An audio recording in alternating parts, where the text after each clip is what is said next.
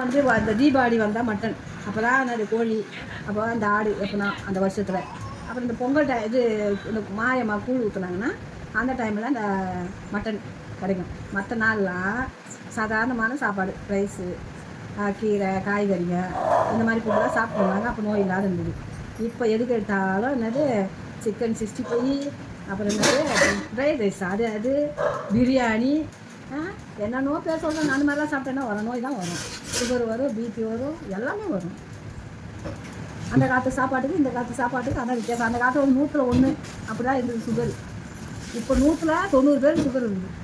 10 பேருக்கு தான் இல்லை. 10 பேர் கூட சொல்ல முடியாது.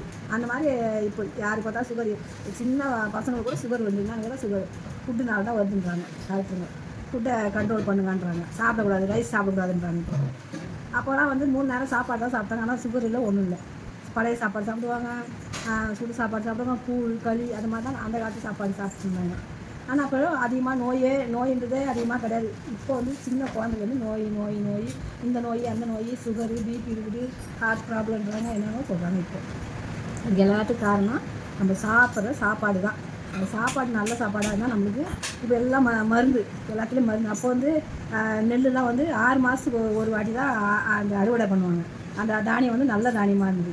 இப்போ அப்படி 3 மாதத்துலேயே பயிர் வந்துடுது. ஒரு வருஷத்தில் 4 வாட்டி நெல் அறுக்குறாங்க. அப்போலாம் வருஷத்துக்கு 2 வாட்டி தான் நெல் அறுக்குறாங்க. அதுக்கு எருவு சத்து, சாணம், தழை சத்து இதெல்லாம் போட்டு ஊரியா மட்டும் போடுவாங்க, அவ்வளோதான்.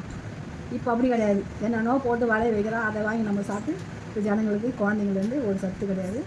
இந்த உடம்பு உபாதைங்க நிறைய ஆகிட்டு எங்கள் ஹாஸ்பிட்டலில் கைமா தான் ஜனங்கள் நிறைய.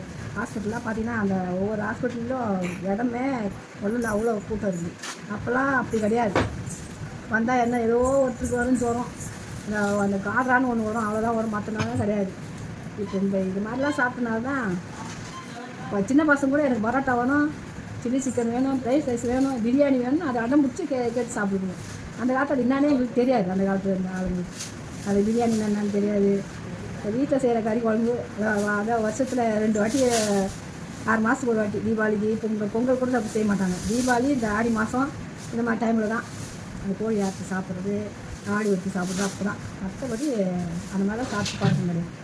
அதான் ஆரோக்கியமாக இருந்தாங்க ஜனங்கள். இப்போ அந்த ஆரோக்கியம் போயிடுச்சு. இந்த மாதிரி வரப்போகிறதும் கிடையாது.